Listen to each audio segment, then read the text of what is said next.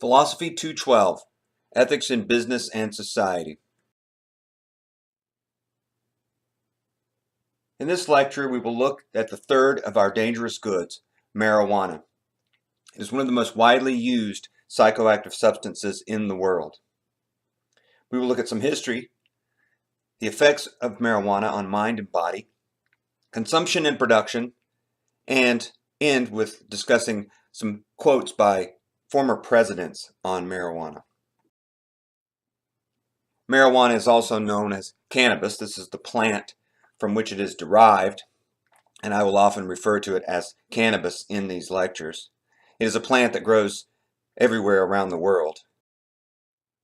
This is a dried form of the flower, which would often be smoked by individuals. The drug is also eaten, and other forms are consumed to obtain the psychoactive effects.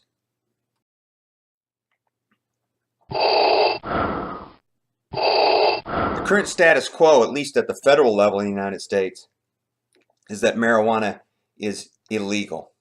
It is prohibited. Several states, however, have now legalized marijuana for recreational use, and it is legal for medical use in most states. Use of marijuana goes back a long time.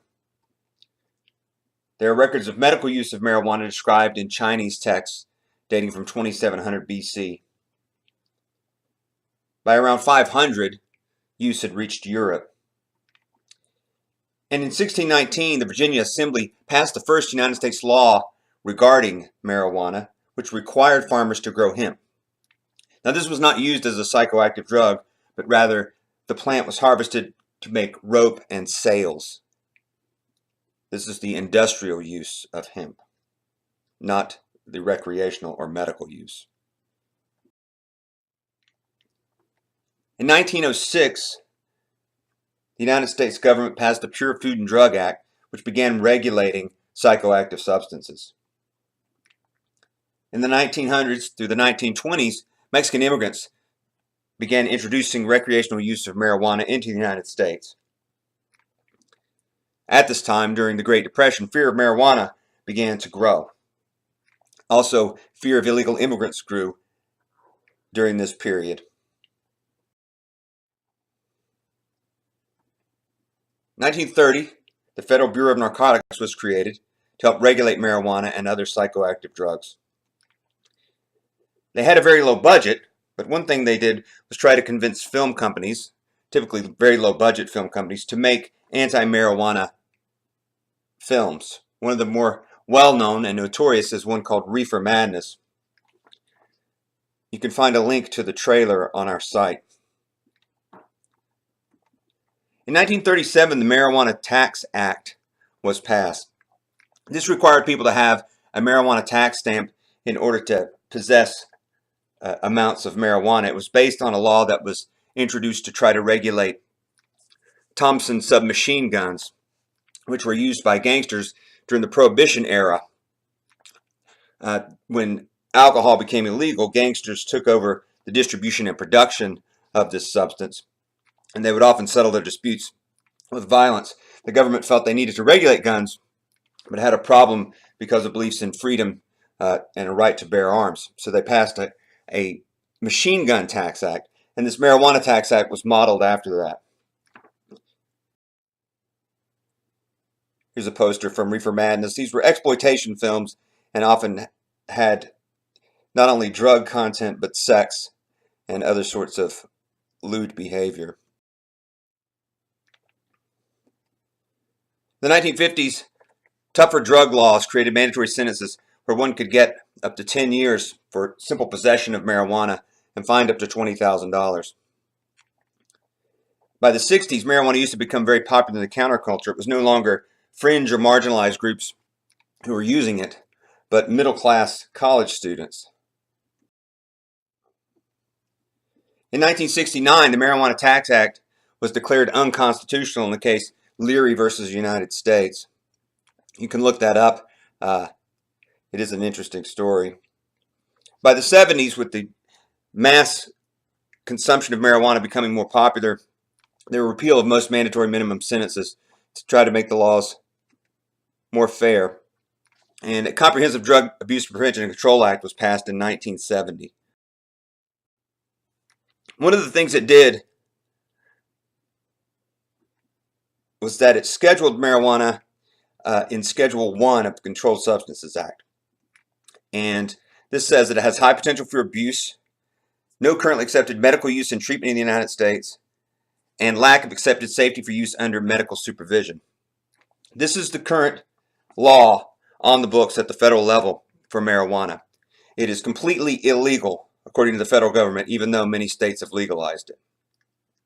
So there's a conflict between federal law and state law regarding marijuana.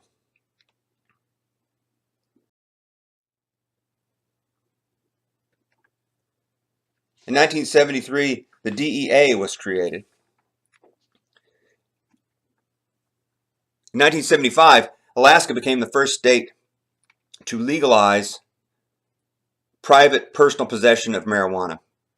The Alaska State Constitution has a privacy amendment, which the judges ruled protects people's right to use marijuana in the privacy of their own home. In the 80s, the war on marijuana began to intensify. The Just Say No campaign was begun by Ronald Reagan. In 1986, the Anti-Drug Abuse Act was passed. And by the 90s, the war on marijuana intensified, billions of dollars being spent every year to try to eradicate marijuana from the market. In 1996, California became the first state to legalize marijuana for medical use. This was groundbreaking legislation. In 2012, states of Colorado and Washington legalized cannabis for recreational use. Let us look now at some effects on the mind and body of marijuana. Briefly, you have a reading on this. The negative: dry mouth, panic, anxiety, paranoia. Typically, if anyone is admitted to an emergency room for a marijuana overdose, it is because they're having a panic or anxiety attack. Motor skill impairment: it makes it more difficult to drive a car. Altered perception.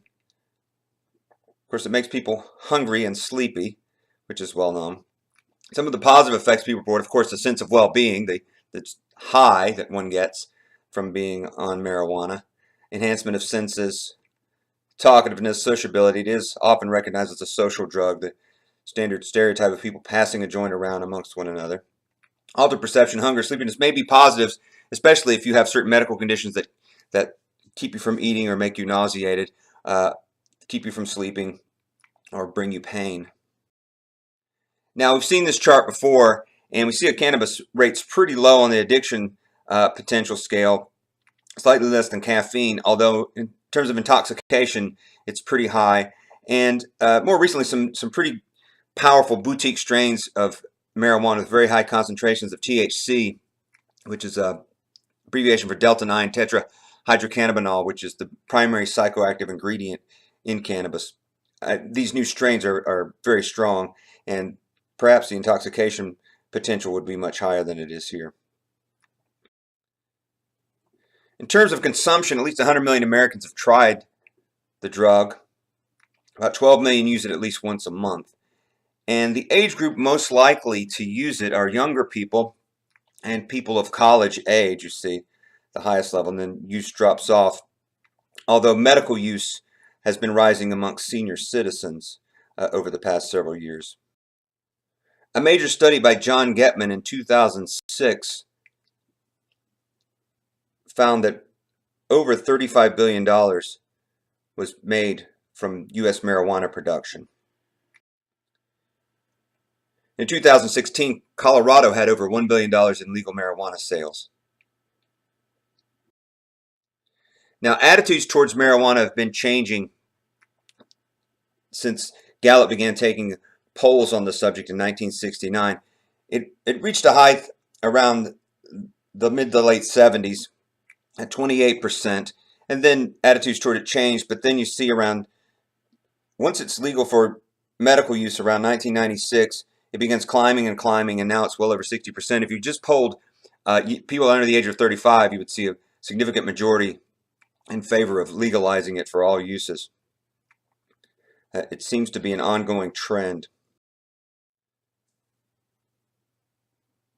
So cannabis is legal for medical purposes in 28 states now, plus, although it's still a Schedule I controlled substance according to the federal government, which claims it has no medical use.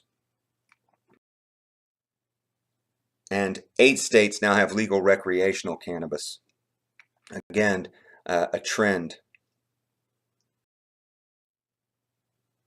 There are different policy regimes one could try to reduce the harm from cannabis, very similar to the ones one might try for alcohol or tobacco. Prohibition, one could decriminalize it or one could legalize it. Presidents have had things to say about cannabis over the years. Now, Richard Nixon did not intend this statement to be reproduced. He had tapes running in his office.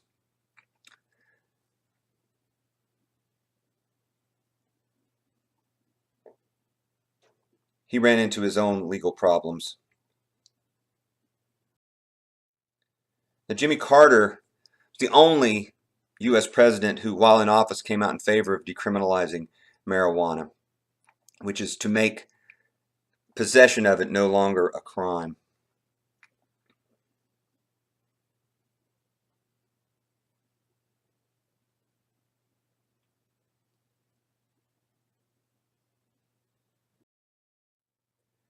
Now here we have a quote from Ronald Reagan, which seems to be a nice expression of a libertarian point of view.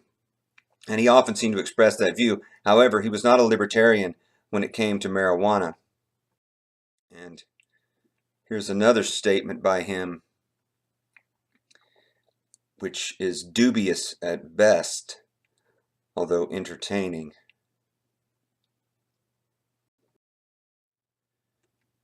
Bill Clinton, when he was asked whether he had ever smoked marijuana, said that he had experimented with it when he was at school in England, but he didn't like it, he didn't inhale, which a lot of people made jokes about that. President Obama, who also had tried the drug, said he never understood that line. The point was to inhale. That was the point. So, what's the answer to the question of marijuana prohibition?